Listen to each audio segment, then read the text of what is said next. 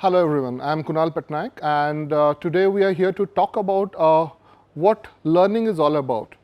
Now as young kids, you must have been acquainted with a lot of classroom studying.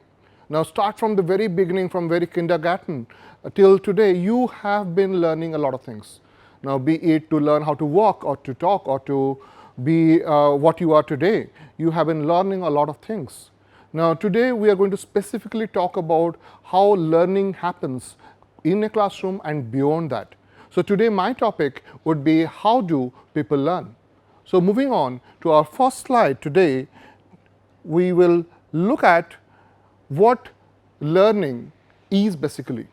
Now if I were to look at learning in a human context, we will understand that learning happens with a sense of code that has been embedded into our systems. Now to let go of the technical aspect, as human beings evolved around the world, they saw that they are trying to learn new things slowly.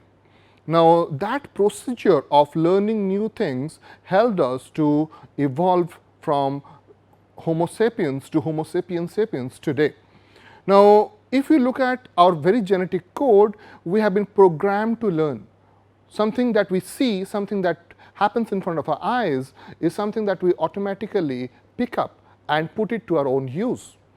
Now if we look at learning, now learning simply doesn't happen with our own perceptives. However, it also happens when we're talking about our classrooms. So there is an automatic aspect of learning as well as there is an educational aspect of learning, a more formal aspect.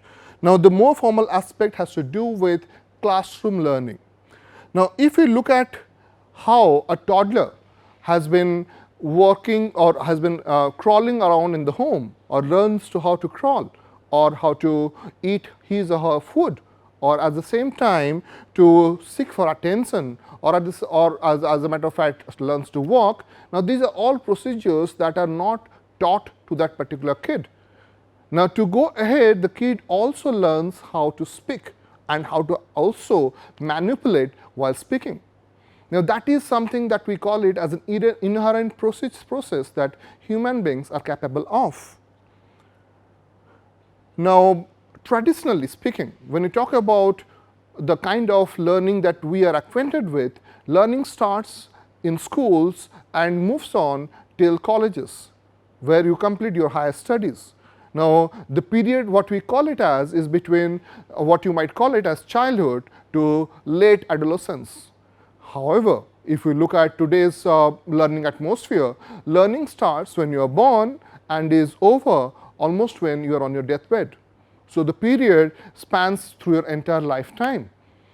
Moving ahead, there is a very good deal of difference between learning and mentoring. Now if I were to look at learning, I would consider learning as more of a random activity. Now look at me as an individual. Now I going around my city in a car might be, or might as well be getting up in the morning and reading the day's newspaper, or might as well be talking to my colleagues, or you talking to your friends, is part of what we call as a random learning. Now this kind of random learning happens when we are perceiving our surroundings. Now might be I look at an accident on the roads and I'll keep it in mind that tomorrow I am definitely not going to drive the same way as the person was driving. However, we have to also bear in mind that one of the best examples of learning happened very recently during the COVID-19 lockdown. Now all of us were locked down in our own homes for a period of that spanned between 60 to 70 days. Now quite a long period of time definitely. Now all of you, as you sat back into your respective homes, now you all learned a variety of skills. Personally, I learned how to cook, how to take care of my kid, and even how to sweep the floor. Now you perhaps learned how to play PUBG, you learned how to watch Netflix, or you might have learned to watch a few other movies online. Now all this is part of the same learning process that I have been talking about. Now no one taught me how to do that and no one will teach you to do that. So it's mostly perceptive in nature. Now, as we move ahead, we cannot definitely keep aside the fact that there is something that is known as a formal learning process. The formal learning process also involves a lot of academic processes in it. Now, starting from going to schools to being a part of our academic format, to going to colleges and completing education, it all becomes necessary so that you are certified enough to be placed in your job market. Now, that is where formal training comes into play. Now, if you might remember that the very essential difference between learning and mentoring is that learning is an individual activity which is done by the self. We learn on our own. I learn to do something because I am interested in doing that. But when you're talking about mentoring, it is me teaching someone else. Now, me going to a classroom, becoming a mentor is part of mentoring. But you, as an individual wanting to learn how to cook, is learning. So, there is an essential difference between mentoring and learning. Moving ahead, if we look at the learning process, now there is a definitive cycle that we all come across. Now, the learning cycle involves gathering the knowledge by itself. Let's assume that I learn how to use a screwdriver.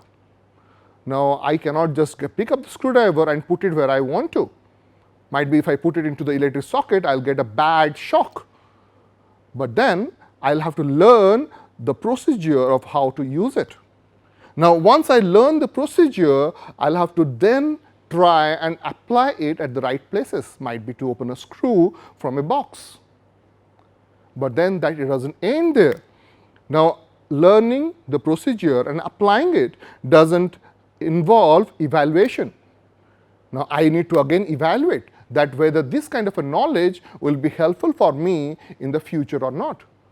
Might be if I am a mechanic, I love the use of a screwdriver, but if I am a teacher, might be I might not have that kind of a usage.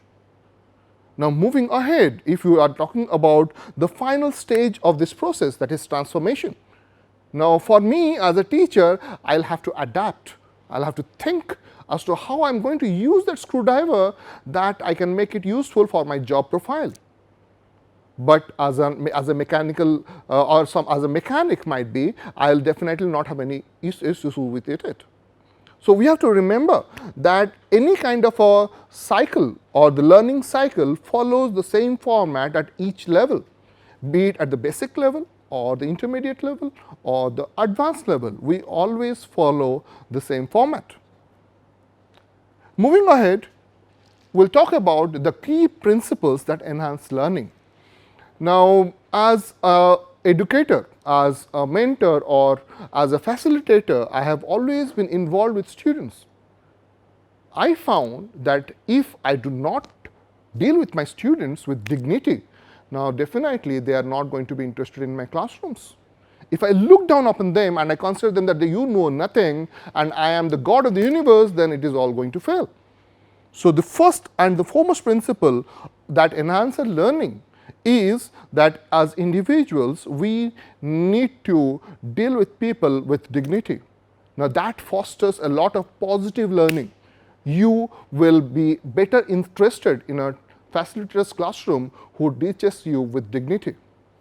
Moving ahead, we are talking about goals.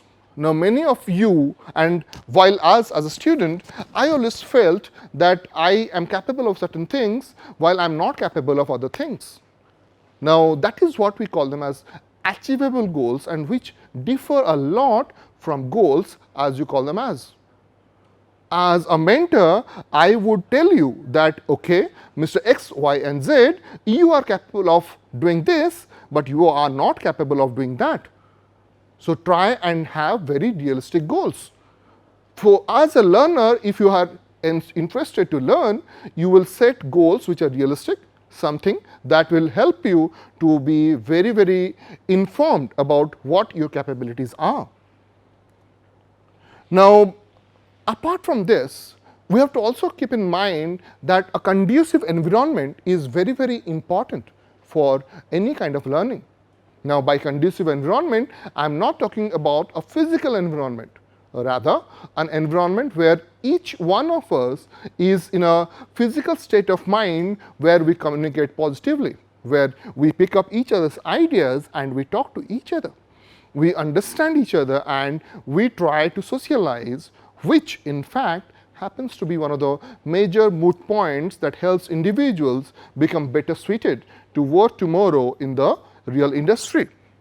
Moving ahead, one of the most important things about learning is our past experiences. Now, many of you might be good at English, many of you might be good at mathematics, and some of you would be definitely good at the sciences. Now, my point in telling you all this is, as a student personally, I dreaded going to my mathematics classes. I always felt that I would not be able to match up with my friends, and no, I was not a bad student. But I always felt so because my teacher would not be very cooperative with me as someone who was a bit weak with that particular subject. So, when you're talking about experiences and mostly negative experiences of an individual, we as facilitators always ensure that you become better suited to sit in our classrooms. We have an open-ended atmosphere where you want to learn and understand that the facilitator has a more open mindset towards me as an individual. Now, if you look at the present day classroom, now you have been studying a lot of things. Might be till the 12th standard, we find that classrooms are pretty orthodox in nature. We find teachers coming to the classroom, giving you a lecture, and then going their own way. And you going your own way back home, happy that you have learned something. But then, that is a very orthodox way of learning. Today's learners are more interested in an activity-based classroom. Now, if I move on into a physics class and I find my old physics teacher telling me, come on, I'm going to talk about the principles of physics. Now, oh my goodness, I would definitely be half dozing off in my class. But yes, if my physics teacher gets a few things with him, might be to show me how gravity works or how the various rules or the forces of nature work, now definitely I would be more interested. So, an activity-based learning is more forceful towards a learner.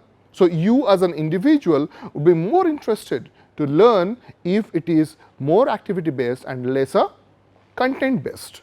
But then we cannot leave out content altogether as well. Now, last but not the least, we have to understand that when you're talking about the techniques, you have to understand that you should be evaluated by your teachers. True, definitely. But if you are just evaluated by your teachers, then the end game comes in. If I am just being evaluated by my teacher, they'll give me a certificate and ask me to go home, happy that I have completed a course. But is that enough?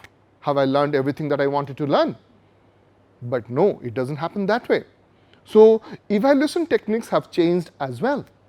If you might see that we are looking more at self-introspection or self-realization.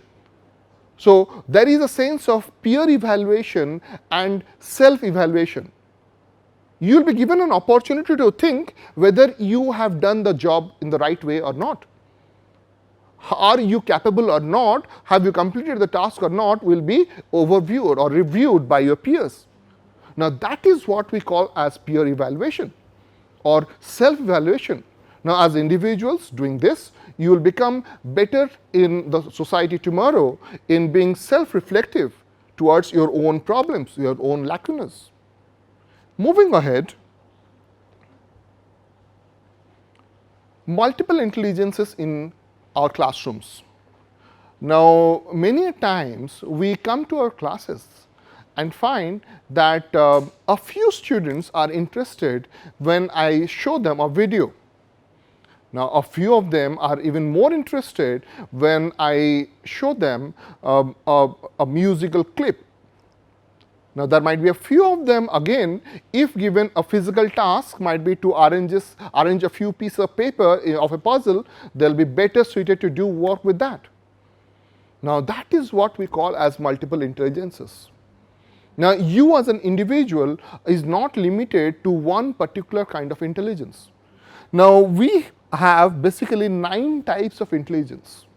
Now, one of the foremost ideas of intelligence was propounded by Howard Gardner, who said that every individual possesses a mix of skills.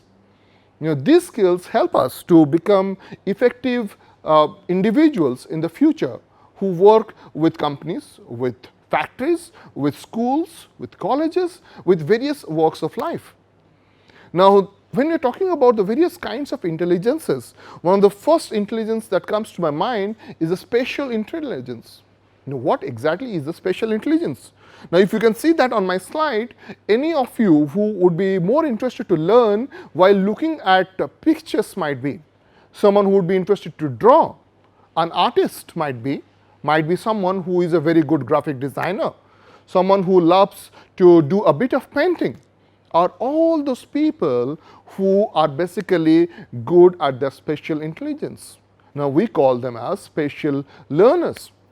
Now, if I look at you and find you humming a song and you can play a violin, or you can sing a song as well, or you are very good at composing music, now you seem to be very good at your musical skills.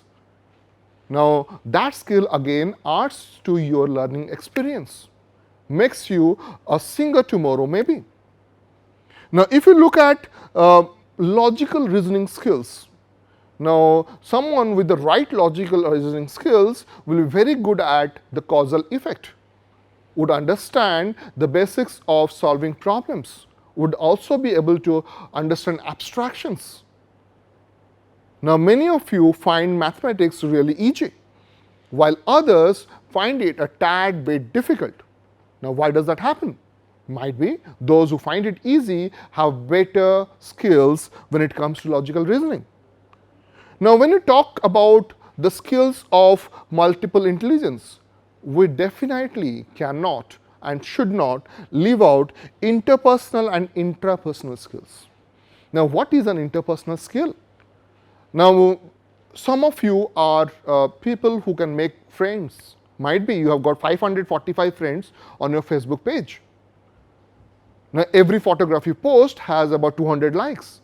Now, you are someone who has good interpersonal skills. You are someone who is very friendly with people, and you are someone who can talk to people the way they like to listen to. So, you are a patient listener. You speak well, and you are someone who is very sensitive to their emotions. So, you have good interpersonal skills. Now, on the other hand, there are people what we call them as intrapersonal skills. Now, for me, if I am able to reflect back home after a day's hard work as to how much of work that I have done I done it carefully? Have I done it effectively? Has my class been good? Have my learners been good learners today? Have they been able to pick up what I taught them? Now, this capacity in me to reflect back, to understand what I am capable of and where I might have erred, where I might have gone wrong, then I am very good at my intrapersonal skills. Now, to understand oneself, to understand your capabilities, to understand what you can do and what you cannot, and to understand your faults is part of your interpersonal skill. Now, apart from that, we also have something known as verbal linguistic skills. Now, when you talk about verbal skills, now many of you have been great orators in your school, or many great orators in your colleges. You have participated in debates, you have participated in essay writing, you have told stories in front of classroom, recited poems. Now, what exactly does it mean? Now, you are someone who has great verbal linguistic skills. You are capable of being a storyteller, a writer. Now, that is again a very essential skill for an individual today. Now, if I look at something called as a naturalistic skill. Now, a naturalist skill was added on later on in time. Now, when I talk about me as being a naturalist, I feel I connect to nature better. I feel that the world as it is should be preserved, that I should not cut down trees, I should not kill animals or wild animals, and as a matter of fact, I will try and conserve forests as much as possible. Now, when I am doing that, I have better naturalistic skills. So, in that context, I might say that my multiple intelligence helps me to push me towards being a naturalist. But then there is one last thing that we all need to remember, and that is bodily kinesthetic. Now, I kept it for the last very much knowingly. Now, when you talk about bodily kinesthetic, now many of you love to learn while being in a sense of motion. As I mentioned earlier, that activity-oriented classrooms are more successful than regular theory-based classrooms. Now, wonder why now? Because bodily kinesthetic senses in you helps you to learn better if you move around rather than when you sit down at a particular place and learn. Now, look at people in the various walks of life, be it might be a policeman, a dancer, an actor, or might be as well as an army man. Now, all these people have high bodily kinesthetic skills, which is why they can move around and are better suited to do that. Now, if you look at all these 9 skills, now does it strike your mind even once that you do not have all the skills, or you do not have just a particular skill? Now, remember, as human beings, you as individuals have a collation of all these skills. Some of you might have a bodily kinesis skill as well as musical and linguistic skill, which is why you are a good dancer, you are a good singer, and you are very good at writing and reading stories. Now, some of you might be very good at intrapersonal skills and would be very good at reflecting. So, it doesn't matter how much you consider yourself to be limited to a particular skill. It's always important for you to go ahead and look forward to what you can achieve in terms of skills. Now, moving on to the next slide, we can think and understand here that when you're talking about skills and learning those in our classes, it's imperative on your part that you understand that now we all have a varied capability of understanding. It's a multitude of skills that we are capable of. But then this multitude of skills differs from individual X to individual Y to individual Z. Now, why does that happen? How does an individual with one skill not fit into the process? So, we might say that there might be various factors which are responsible for this. Be it your motivation factor.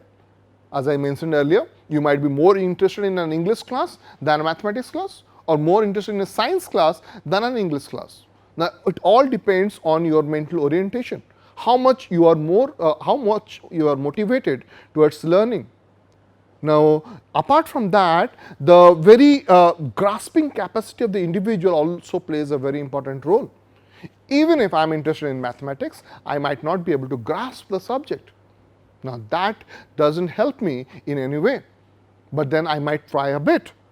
So, if you look at the idea behind learning, we have to understand that learning is a composite process. So, we need a bit of grasping, a bit of understanding of the various processes involved, as well as motivation to help us to learn better. Now, when it comes to learning, many times people ask me as to how do we help students to learn better. Now, is there a formula?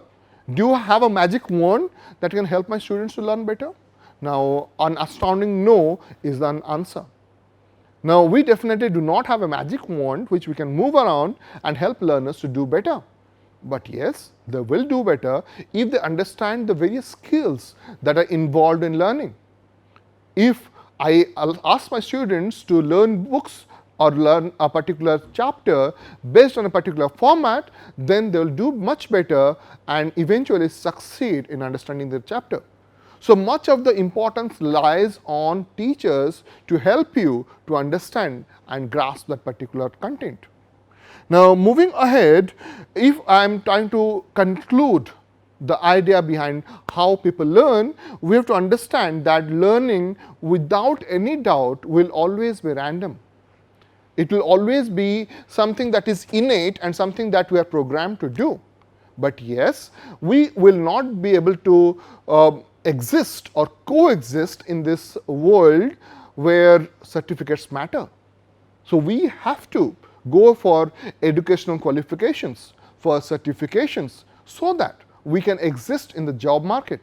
But at the same time, our experiences as well as our perceptions of the world around us helps us to improve on what we are capable of. With that, I end my presentation today. Thank you.